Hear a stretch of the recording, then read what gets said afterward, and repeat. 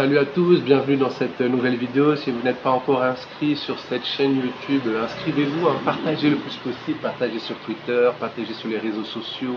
Il faut partager la connaissance, c'est crucial à cette époque de la guerre de l'information. Si vous ne possédez pas le livre Amazonie politique, eh bien achetez-le, recherchez simplement sur amazon.fr Antoine Bachelin Sénat, vous allez trouver mes différents ouvrages, dont le dernier dont on va parler aujourd'hui, les chroniques des ombres de la modernité. Il est poétique et profond. Il y a aussi d'autres ouvrages de ma plume, comme le cours de philosophie de Olavo de Carvalho et aussi Bolsonaro, mythe et mensonge, donc vous pouvez vous procurer ces ouvrages. Aujourd'hui, on va parler des penseurs traditionnels qui ne sont pas contre la modernité. On va expliquer de façon simple ce dont il s'agit, parce que la tradition et la modernité sont souvent présentées comme des notions antagonistes.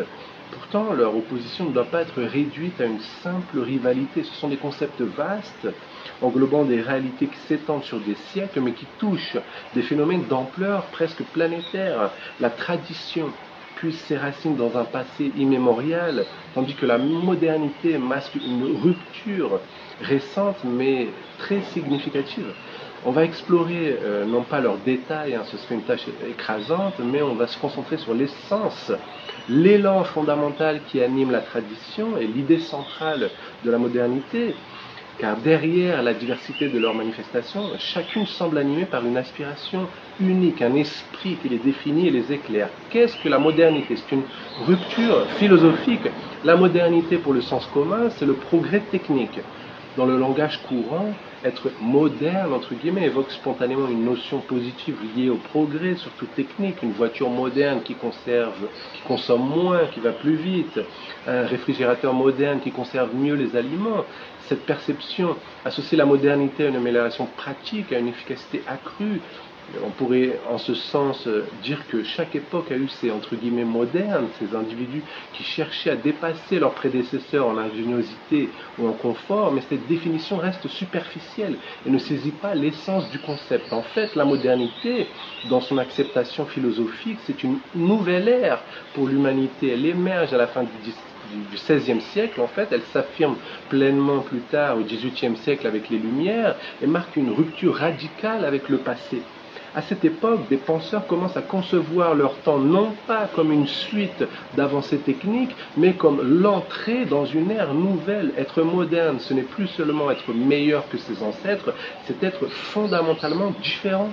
En France, la querelle des anciens et des modernes, fin XVIIe, début XVIIIe, cristallise ce basculement. Les modernes, entre guillemets, revendiquent une supériorité non seulement technique, mais aussi intellectuelle et morale sur les anciens. On va la définir et la questionner. La raison comme pilier, c'est le cœur de cette idée maîtresse de la modernité. Et le XVIIIe siècle, avec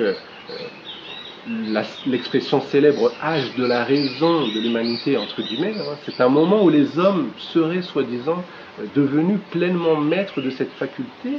Mais cette raison moderne est en fait différente de celle des anciens. Elle n'est plus seulement un outil de contemplation ou une norme universelle liant le vrai, le bien et le beau, comme dans la pensée classique ou chrétienne. Elle devient une rationalité pragmatique tournée vers l'action et la maîtrise du réel. C'est une nouvelle vision de l'humanité.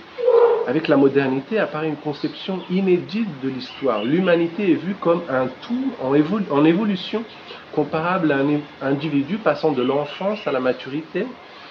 La modernité représente cet âge adulte, entre guillemets, où l'homme s'émancipe des superstitions et des limites du passé pour réaliser pleinement son potentiel.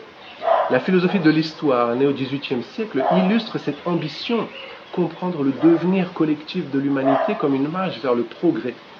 C'est une raison déliée de la norme, contrairement, attention, à la raison classique qui unissait science, morale et foi. La raison moderne sépare ces domaines.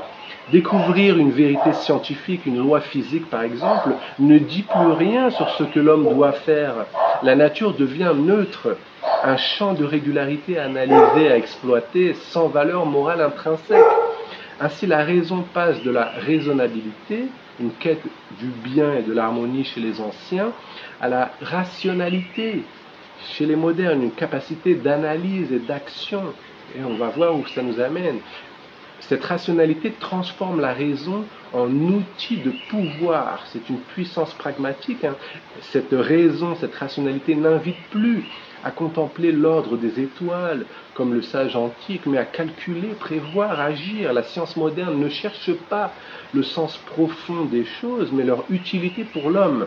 Elle devient relative aux besoins humains, un levier pour façonner le monde selon nos désirs. Quelles sont les promesses de la modernité? Un avenir radieux. La modernité repose sur une foi inébranlable dans cette nouvelle raison. Elle promet de libérer l'humanité de ses maux ancestraux, de la transformer profondément.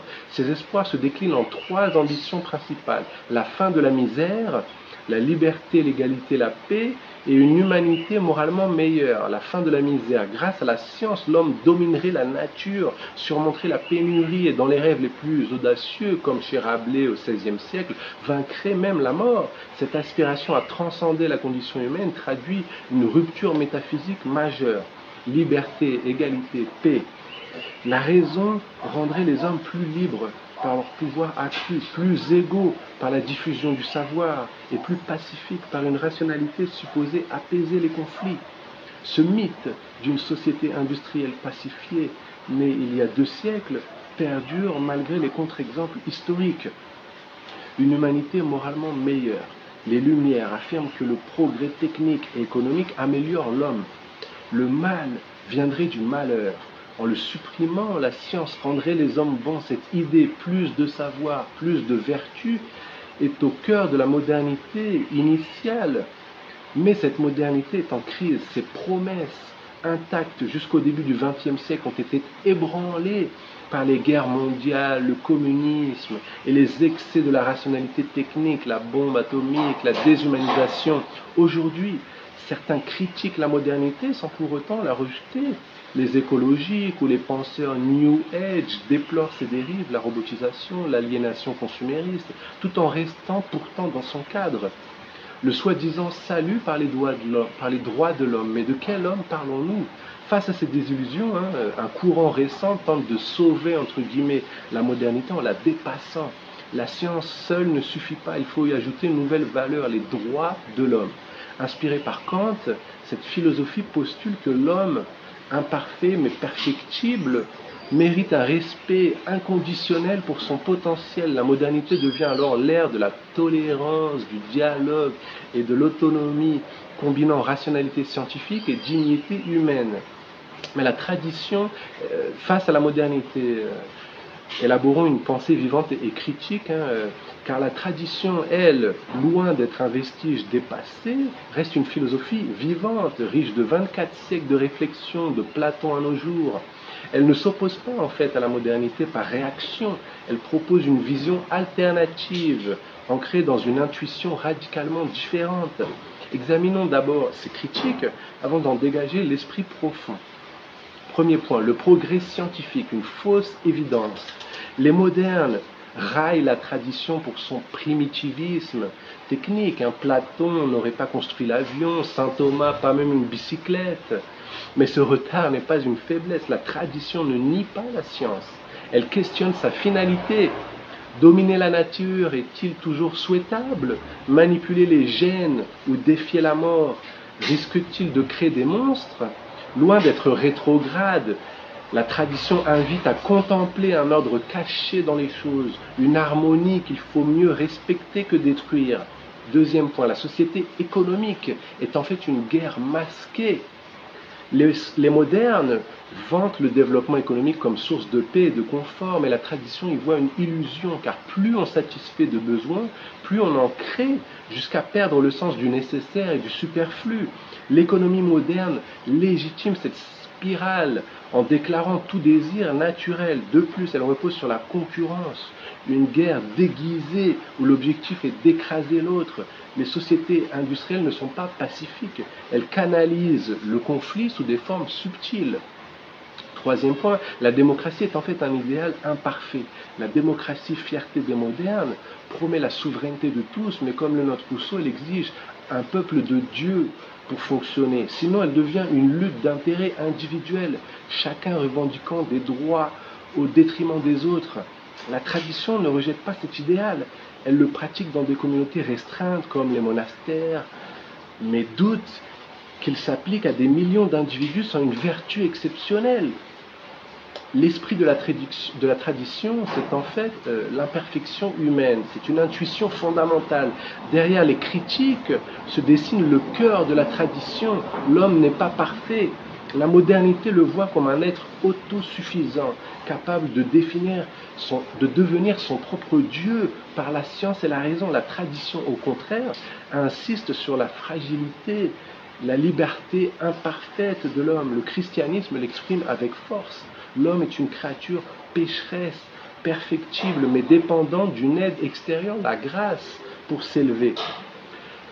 Faisons une petite bataille rapide des progrès modernes contre le progrès traditionnel. Les modernes rétorquent que leur idée de progrès rejoint cette imperfection.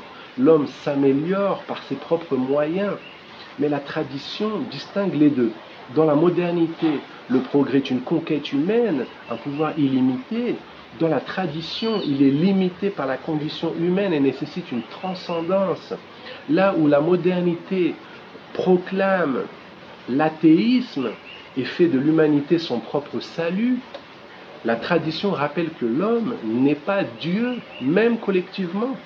Conclusion, est-ce une opposition irréductible? En 1804, Pie IX affirmait qu'aucun pont ne relie tradition et modernité. La première voit dans la seconde une hubris dangereuse. La seconde considère la première comme un frein au progrès. Pourtant, on l'a vu, les penseurs traditionnels ne rejettent pas la modernité par principe, non. Ils l'interrogent en fait avec sagesse, proposant une voie où l'homme, conscient de ses limites, cherche l'harmonie plutôt que la domination. La modernité, elle, mise sur une rationalité sans borne pour réinventer l'humanité. Ce sont deux visions irréconciliables, mais complémentaires dans leur tension. Voilà, merci, à la prochaine.